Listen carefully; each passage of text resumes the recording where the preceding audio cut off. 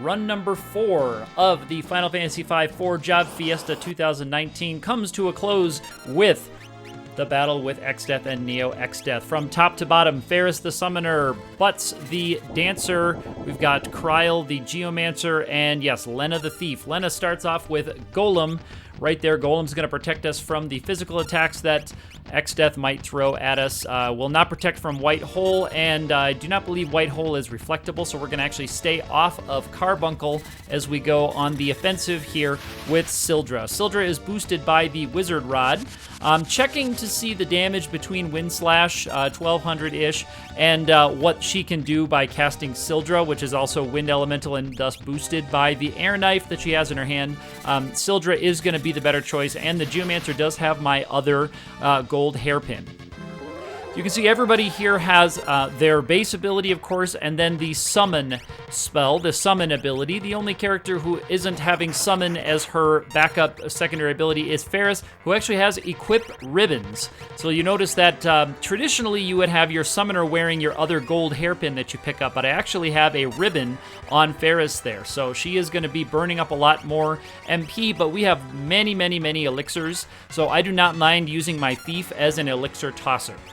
So Faris is going to be casting spells at full cost, and she has a rainbow dress and a ribbon on her. So she's going to be moving quickly. She has all the magic boost, all the defense, the stat boosts, and then in case we do see a Grand Cross, she's protected from that. So there, Kryl is maybe trying to save some MP there. We're doing Wind Slashes that are boosted with the Air Knife. Here comes Carbuncle because we might be into this part where Exdeath can get Holies popping out, and I believe Holy is reflectable for this one, so we're going to try to bounce a Holy off of ourselves and try to avoid the Meteo spell.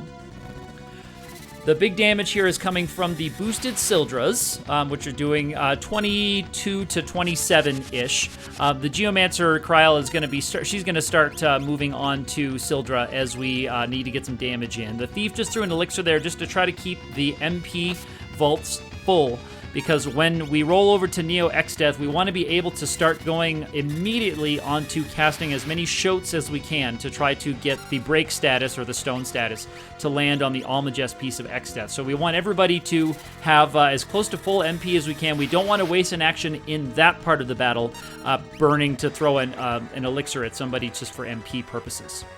So even though she wasn't empty, we hit that. That's something that can kind of happen if you dump all the big summons here to rush this part of Exdeath down. You can be out of MP or have characters dead, as is happening here, as Exdeath dumps a Meteo onto everybody. And here's where things always get dangerous. If you do happen to eat a Meteo and not get a lucky roll of Holy, which is single targeting, or nothing, he can roll nothing in this case, and you can just kind of keep wailing on him.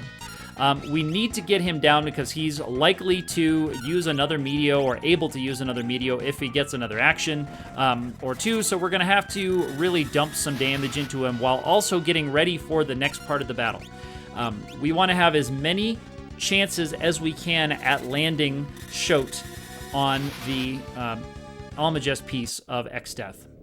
So unfortunately, our Sildra ran out just as we were getting here. That wasn't really because of the Meteo that he dropped. That's just because of the timing when I cast it. It ran out, and we couldn't burn another action applying it here. So I am going to have to waste the first action applying Reflect status on everybody because it's going to end up saving more actions because that magic piece is going to get a turn, and anything that magic piece of Exdeath, Neo Exdeath, does to my characters is going to pretty much one-shot kill them.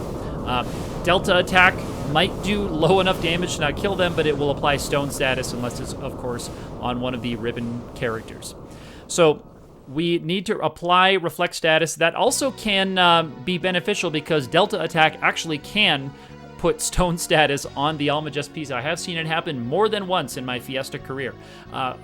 It's not likely to happen, but it has happened more than once to me. So the plan here is to apply Carbuncle and try to get as many chances to hit the Almagest piece as we can with Shote. Now, Shote has a little bit better chance to land than straight up Break does because Shote has 99 on the accuracy. Break has 75 on the accuracy. Here comes Carbuncle. So the first thing is the level-based check, where it takes the accuracy of the spell plus your level minus enemy level, and then the second check is the magic evade check. So just kind of going by memory here, we should have about a 1 in 15 chance to land the Shote. It's often about 1 in 20 to land the break at normal Fiesta levels. These are attempts at Shote. Up there, it's trying to say Demon Eye, or the translation of Demon Eye, and you know it fires off if you see Shote show up. So if our characters turn white and fade away and Shote pops up, we know we're in good shape. And this is, by the way, the first attempt at this battle, so I did not have to re-roll it. As you see, Shote shows up there, and that does land on that bottom piece. So that bottom piece that casts Almagest is gone. And right there, our Thief is out of MP, so that's where we would have had to waste an action throwing an Elixir, because Shote takes so much MP. And there's a Delta attack right there. Speaking of fun things, that Delta attack bounced off of Faris and actually hit one of the dummy targets of Neo Exdeath. That's why you saw it not do any damage, because it hit one of the 2 targets that are untargetable directly, but they can be targeted by things that are random, and that does include things that are reflected. So if you reflect something, it goes to a random target, so it can hit one of those targets on a random reflect, which is interesting. But it also can hit that Almagest piece. It's a 1 out of 6 chance to bounce onto that Almagest piece and land break on it, which is pretty cool. So it's not quite as uncommon as you might think to have it land. Here's a sword dance from the Dancer with the chicken knife, which is very, very nice. We want as many of those as possible, not just because obviously it'll make the battle shorter, but we also want to avoid taking a Grand Cross. The Grand Cross piece on top has a routine that checks its hit point value as part of its conditional AI script. So it will take a look at its HP, and if it crosses a certain HP threshold, it resets its routine to the routine based on that HP threshold. So if we let it sit around here in its opening AI script, it'll do a few rounds of nothing, and then it'll say the laws of the universe are broken. Then I believe one more round of nothing, and then it'll cue Grand Cross. So it is working its way down through that right now. But if it crosses a threshold, it will forget all of the times it's gone through its routine. Here comes a big Ice 3. That's going to actually bounce to a valid target and do some damage from the back piece. But once it's crossed that threshold, it'll check and go, oop, I'm below 30,000. It's time for me to go to the second part of my routine, which resets that clock again. The second and third part of the routine are not as long, so Grand Crosses will come more frequently in the second part. But the window of it is, I believe, only 15,000. I think it's under 30 and then under 15. That is a laws of the universe are broken or mean nothing. I haven't been watching the hit points very carefully, so I don't know if it's in its middle routine or in its final routine. In its final routine, it will do Grand Cross one more time, and then it goes into things like Meteo and really nasty stuff. So you really don't want to leave that piece hanging around with low health if you can avoid it. So we're trying to rush it down, not only to skip seeing a Grand Cross, but we're also trying to get rid of it using its harder stuff. So the Sildras are going to continue. I'm going to try to land more sword dances to take care of that part. And on the recording of this, I'm listening for the sound of a boss piece fading away. And that didn't happen right there. I listened for that audio cue. You can also use targeting to see if it's still there. If your arrow can go to that piece, then you know it's still alive. Golem took that damage for us, which is very nice. The attacks here aren't doing quite as much damage as Shinryu's attacks do. There's a vacuum wave, so that was a big one. So likely Golem is gone here. So I would like to reapply Golem, but I have to prioritize taking care of that Grand Cross piece because I did not know if it was in its... There is the sound of Grand Cross fading away. I did not know if it was in its second or its last routine. I'm guessing now it was in its second routine because I didn't see one given how much time passed. So I think we got the second routine, Laws of the Universe are Broken. Then we put it into its third routine where it didn't get a chance to say it again. So Golem is reapplied. And now we're going to, if we had enough MP, we were going to reapply Carbuncle for Reflect. But Reflect is going to have to come from our Thief. See, it uses 45 MP. The Thief only has 50 left. So it is a huge chunk of MP for any character if you don't have the gold hairpin on. and the Thief is not able to equip our other gold hairpin. Otherwise, I would have considered putting it on the Thief because I knew she'd be casting a lot of summon spells. Many of them defensive, but then, of course, her main source of offense is there.